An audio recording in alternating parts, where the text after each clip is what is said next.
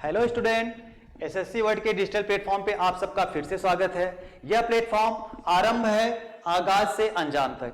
आज का टॉपिक भारत एक सामान्य परिचय। भारतीय सभ्यता एवं संस्कृति का विकास सिंधु घाटी सभ्यता से माना जाता है। सिंधु घाटी सभ्यता अपने विशाल साम्राज्य, व्यापार एवं आर्थिक विकास के लिए जाना जाता है। उत्तर भारत में आर्यों के बसने से इस देश का नाम आर्यावर्त पड़ा तथा इन्हीं आर्यों के महान सम्राट भरत के नाम पर इस देश को भारतवर्ष कहा जाने लगा। ईरानियों ने इस नदी को यानी कि सिंधु नदी को हिंदू कहा तथा इस देश को हिंदुस्तान कहा। यूनानियों ने इस नदी को इंडस तथा इस देश को इंडिया कहा। यह तो था भारत के नाम का इतिहास। अब हम लोग देखते हैं भारत का सामान्य परिचय। भारत एक सामान्य परिचय यहां पे मिस टाइप हो गया है, रॉन्ग टाइप हो गया है। परिचय क्षेत्रफल की दृष्टि से भारत विश्व का 7वां बड़ा देश है। क्षेत्रफल की दृष्टि से भारत विश्व का 7वां बड़ा देश है। यानी कि अगर हम विश्व के लेवल पे देखें भारत को, तो भारत का केवल क्षेत्रफल की दृष्टि से 7वां बड़ा देश है क्षेत्रफल की दृष्टि से। और भारत का टोटल क्षेत्रफल ये भी मिसटाइप हो गया है। यहां पे लिख दिए हैं 2,87,263 वर्ग किलोमीटर, जबकि यह है 32,87,263 किलोमीटर। यानी कि भारत की मुख्य भूमि का जो क्षेत्रफल है वो है 32,87,263 किलोमीटर स्क्वायर। ठीक, यह विश्व के स्थलीय धरातल का यानी कि जो टोटल विश्व है इसके धरातल का केवल 2.4% है। केवल 2.4% है। उत्तर से दक्षिण तक भारत का जो विस्तार है यानी कि लद्दाख से लेके कन्याकुमारी तक इसका जो वास्तविक दूरी है वो 3,214 किलोमीटर है तथा पूर्व से पश्चिम या पश्चिम से पूर्व इसका विस्तार या इसकी लंबाई 2933 किलोमीटर है।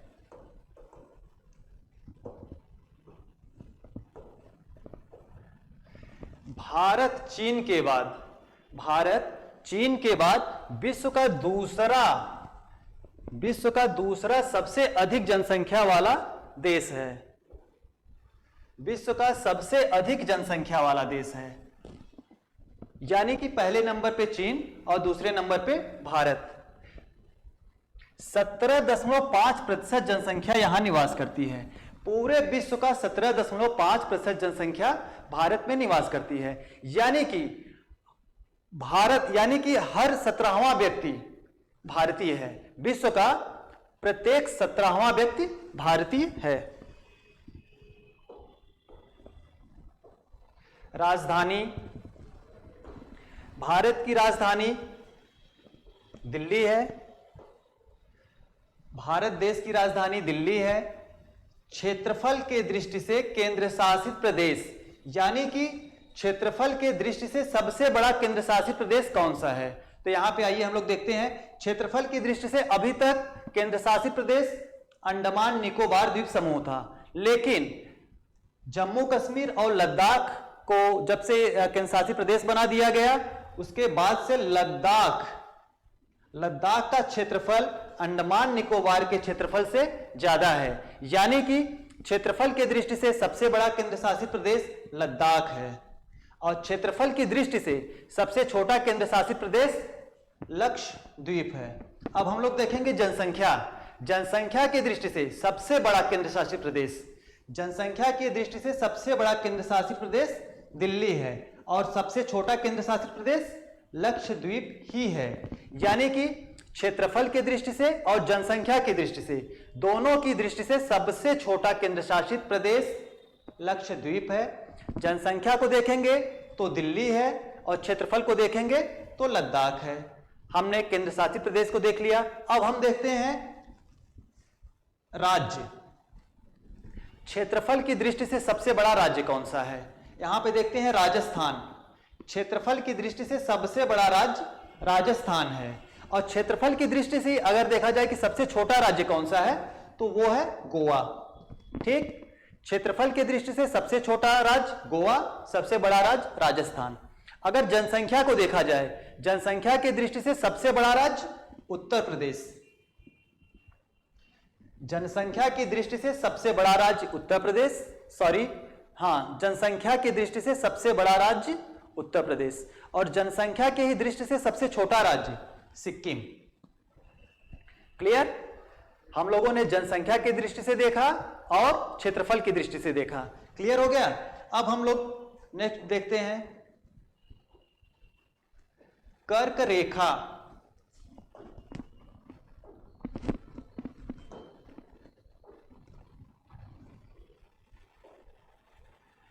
कर्क रेखा भारत को, जैसे कि हम लोग जानते हैं कि कर्क रेखा भारत को 2 बराबर भागों में विभाजित करता है, लगभग 2 बराबर भागों में विभाजित करता है। और ये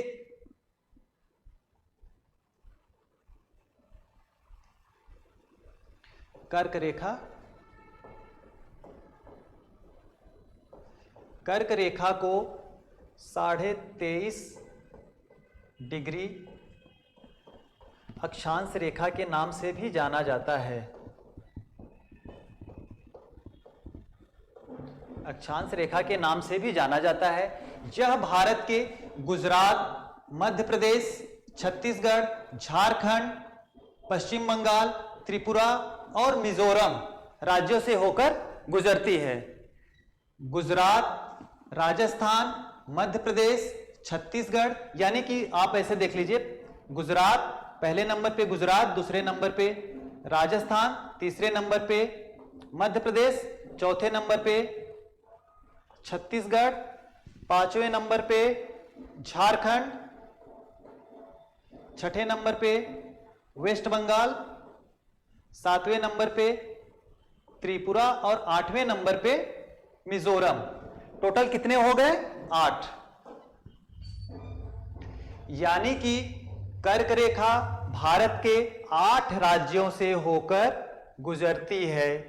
कर्क रेखा भारत के 8 राज्यों से होकर गुजरती है। 8 राज्यों से होकर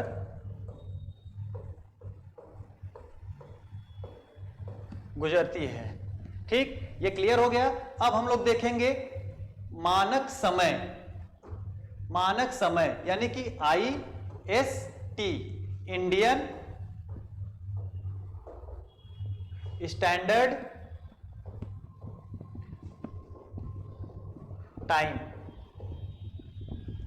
ठीक, भारतीय मानक समय जो है ये भारत के बीच से खींचा, किसी भी देश से मानक समय किसी भी देश के बीचों बीच खींचा जाता है।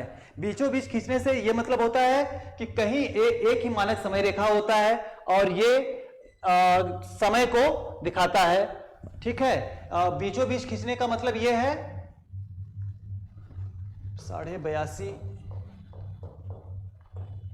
82.5 डिग्री के सहारे खींचा गया है। 82.5 डिग्री के सहारे क्यों खींचा गया है? ये तो 82 भी हो सकता था, लेकिन जैसा कि हम लोग जानते हैं कि ये जो इसका पश्चिमी विस्तार है 68 डिग्री 7 मिनट, पूर्वी विस्तार जो है 97 डिग्री 25 मिनट है। अगर हम इन दोनों देशांतरी रेखाओं को जोड़ के 2 से मल्टीप्लाई करते हैं तो हमको ये मिलता है, नियर अबाउट हमको 82.5 डिग्री मिलता है। यानी कि ये भारत को 2 बराबर भागों में विभाजित करता है। और मानक समय ऐसे ही लिया जाता है कि जो किसी भी देश को 2 पार्ट में डिवाइड करे। ठीक, ये हमारा हो गया मानक समय। अब हम लोग देखते हैं ये कितने राज्यों से, ये भारत के कितने राज्यों से होकर गुजरता है। पहले नंबर पे उत्तर प्रदेश।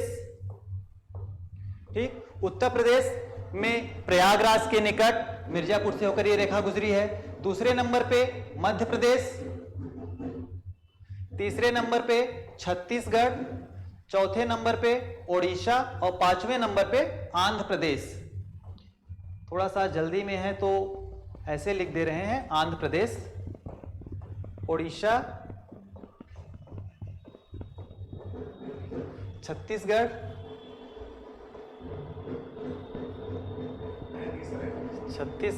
मध्य प्रदेश और उत्तर प्रदेश, यानी कि 5 राज्यों से होकर गुजरती है। देखिए आज का वीडियो रिकॉर्ड नहीं हो पा रहा है क्योंकि यहाँ बगल में शादी है और काफी ज्यादा आवाज शोरगुल हो रहा है, तो डांस तो आता नहीं है, नहीं तो डांस कर दिया जाता, लेकिन फिर भी चलिए भाई, किसी की शादी हो रही तो उसको एंजॉय करने दीजिए। और ये जो अपना सामान्य परिचय है इसको हम लोग अब नेक्स्ट वीडियो में देखेंगे, इसके आगे से देखेंगे ये वीडियो। तब तक आप लोग लाइक करिए, शेयर करिए, सब्सक्राइब करिए अगर आपको पसंद आया हो, ठीक है। इसके आगे का शादी के बाद। Thank you.